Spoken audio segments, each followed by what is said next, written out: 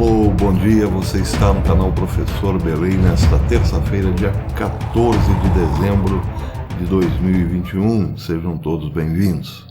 Quero começar lembrando a mais antiga das narrativas bíblicas, a revolta de Satanás e seus anjos contra Deus. Diz a Bíblia que Satanás, a antiga serpente, quis subir ao trono de Deus, quis subir como um raio ao trono de Deus. Foi, porém, derrotada pelo arcanjo Miguel e suas milícias e caiu no fundo dos abismos, onde foi aprisionado. O problema é que esta prisão terminou. Satanás está de volta e com a mesma pretensão de outrora, subir ao trono de Deus, só que agora, de forma material para nós, através dos megas computadores da atualidade. Eu já vou falar sobre isso. Antes, contudo, quero noticiar aos amigos que hoje as agências internacionais de notícia divulgaram um terremoto de magnitude 7,4 na Indonésia, ou nas ilhas Sunda Menores da Indonésia. As autoridades da Indonésia alertaram para um tsunami. O alerta diz que ondas podem atingir áreas costeiras a 1.000 quilômetros do epicentro, levando à evacuação em massa dos residentes locais. Vários vídeos publicados nas redes sociais mostram o povo em desespero buscando locais mais seguros. O pânico se justifica, evidentemente, por conta da lembrança dos habitantes da Indonésia. Em 2018, por exemplo, final de 2018, um terremoto com tsunami causou quase 2.000 mortes ou 2.000 vítimas no país. Daí porque os habitantes estão buscando desesperadamente lugares mais altos. Bem, além dessa notícia do dia 14, essa triste notícia, no dia 12 deste mês, o site Fim do Sonho americano trazia uma matéria assinada por Michael Snyder, que alertava justamente para uma série de tremores que estão acontecendo em todo o círculo, o Anel de Fogo do Pacífico. No artigo intitulado Com poucas semanas pela frente até 2022, o Anel de Fogo está repentinamente rugindo para a vida.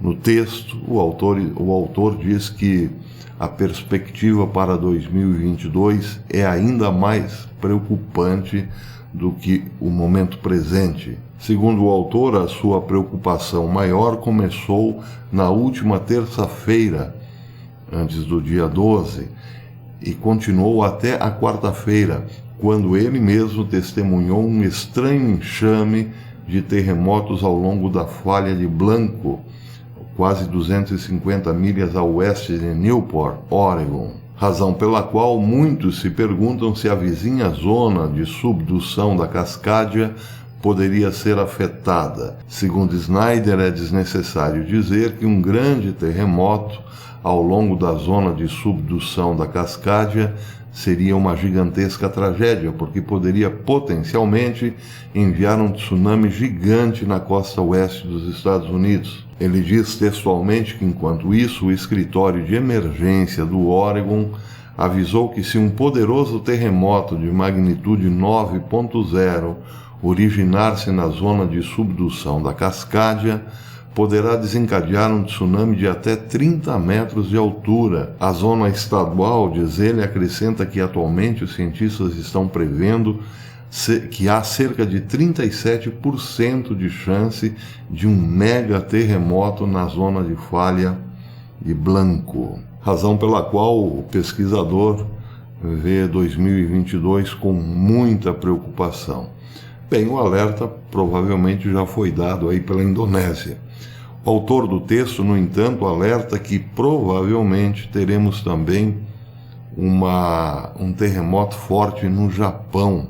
Ele acrescenta no texto que uma série de tremores tem acontecido próximos ao Monte Fuji, Ele diz que os terremotos têm atingido o Monte Fuji desde 3 de dezembro e não param. A atividade sísmica, diz ele, continuou por dias.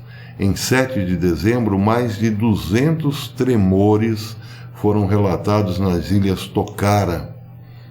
O maior tinha magnitude de 4,8 na escala Richter. O autor lembra que tem alertado sobre o Monte Fuji, que pode entrar em atividade já há muito tempo. Ele diz: o fato de que terremotos estão agora sacudindo o vulcão do Monte Fuji é um sinal muito preocupante.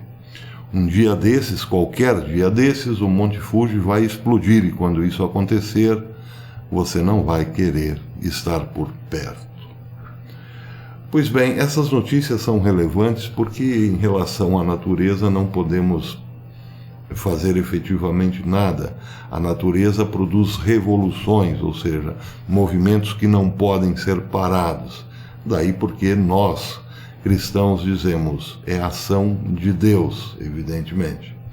E uma ação de Deus viria muito a propósito nesse momento, porque, mudando um pouco de assunto, outros relatos dizem que nós estamos imersos numa tecnologia maligna, ou, em bom português, comandados por uma inteligência artificial do mal. Quem chama a atenção para esse fenômeno é o escritor Mike Adams, na Natural News.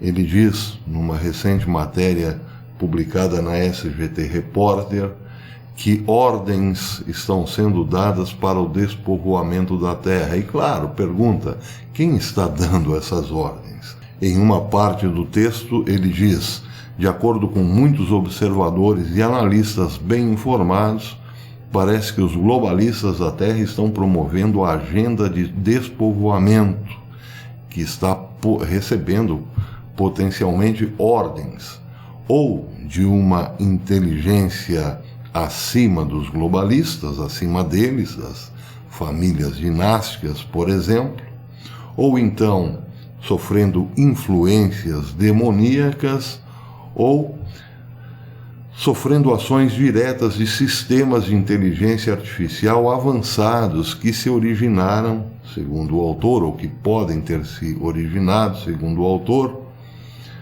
a partir de desenvolvimento não humano. Sobre a inteligência artificial, ele diz em outra parte do texto que nós saltamos de transistores em microescala, ou seja, 1 milésimo por metro, e aí dá para imaginar 1 metro quadrado dividido em 1000 pedaços, para transistores em escala nanométrica, o que já é mais difícil de imaginar, 1 bilionésimo de metro, ou seja, imaginemos 1 metro quadrado dividido em 1 bilhão de partes. Bem, isso permite, evidentemente, segundo o autor, 1000 vezes mais transistores agrupados no mesmo metro quadrado, o que daria um poder infinitamente maior, um poder de computação infinitamente maior dentro do mesmo espaço, comparando a microescala. Acontece, segundo o autor, que a nanoescala também ela já está quase que obsoleta, pois estamos mudando da nanoescala para a picoescala, o que elevaria o poder computacional em relação à nanoescala cerca de 10 elevado à 18ª potência. O autor diz que isso é inimaginável, impensável pela mente humana. Um supercomputador em escala de pico, diz ele, conectado à internet das coisas, monitorando todos os telefones celulares, solicitações de áudio como Alexa, por exemplo, comportamento de navegação na web, transações financeiras, texto escrito, vídeos online, páginas de mídia social e muito mais, poderia quase que descobrir maneiras de influenciar e controlar pessoas instantaneamente. E isso, claro, se aproxima muito do que entendemos como o poder de Deus. É claro que ninguém está acima do poder de Deus, nem esta super tecnologia que vem por aí. Mas, seja como for, um supercomputador em escala pico ou pico-escala teria sim o poder de controlar toda a humanidade instantaneamente. É isso que traz o artigo, de modo bastante apocalíptico, evidentemente.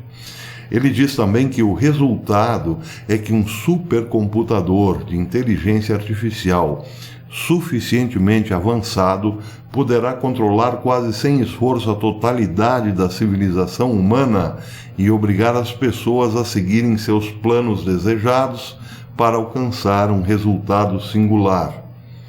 Por exemplo, diz o autor, a dizimação da humanidade e a limpeza étnica do planeta. Isso explica, diz ele, por que tantos políticos se tornaram tiranos e por que o campo da ciência foi totalmente corrompido ao ponto do absurdo. Porque as pessoas que comandam o mundo foram comprometidas e ordenadas por ameaças ou recompensas a realizar certas ações e encobrir certas peças de evidência, como redes de pedofilia ou evidência causando danos, em busca de uma motivação e objetivo final que é definido pelo sistema de inteligência artificial. Aqui ele está dizendo que os políticos estão na mão desta tecnologia, que tudo vê e tudo sabe, porque através da internet das coisas podem nos controlar instantaneamente a todos. E aí, evidentemente, que muitas das autoridades mundo afora podem sim estar na mão de uma tecnologia artificial por seus atos imorais, na base da chantagem, evidentemente. Só que o mais interessante dessa história, diz o autor, é que quem está por trás desta chantagem a autoridades internacionais não são seres humanos, e sim a própria inteligência artificial, ou seja, o megacomputador baseado em pico-escala. É importante ressaltar, disse ele, que essas pessoas não têm ideia de que estão falando com um supercomputador de inteligência artificial. Eles pensam que estão sendo ameaçados ou recrutados por outros seres humanos.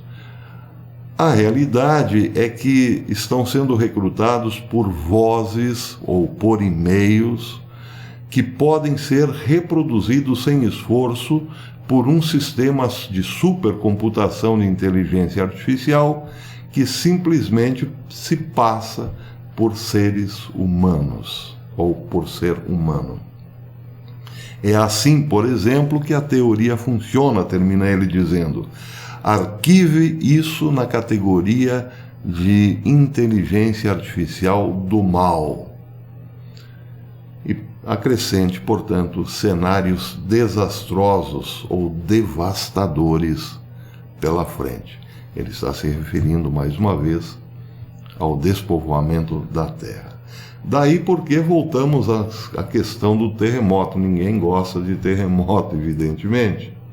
Muito menos de vulcões em atividade. Imagine, portanto, o poder de furacões, vulcões e terremotos em todo o anel do Pacífico. É claro que não podemos sequer imaginar, porque disse Jesus na Bíblia, que será tão terrível que os humanos desfalecerão só por conta do rugido do mar. Bem, isso nos quer dizer o seguinte: Deus em algum momento interferirá na história humana, e pode ser que estejamos realmente muito próximos disso, porque agora, com esta ideia de um supercomputador em escala pico, controlando a tudo e a todos instantaneamente, faz evidentemente material toda a ideia que temos de uma mente maligna por trás de toda a desgraça humana, ou provocando esta desgraça humana que vivemos agora. Estou falando do diabo, evidentemente, que, segundo a Bíblia, quer tomar o trono de Deus e destruir a humanidade, porque não deseja servi-la na pessoa de Cristo. Isso é o que nos diz a Bíblia. Esse supercomputador pode sim ser o resultado de inúmeras evoluções tecnológicas, mas mais do que isso, o resultado de uma evolução tecnológica assoprada no ouvido humano por anjos caídos. Eu não sou especialista nessa área, mas já começo a pensar que sim, estamos diante de um poder maligno materializado, já materializado aqui na Terra. E aí, o que restaria a Deus para salvar a humanidade? Bem, fazer com que ela recomece sem nenhuma tecnologia. Até depois.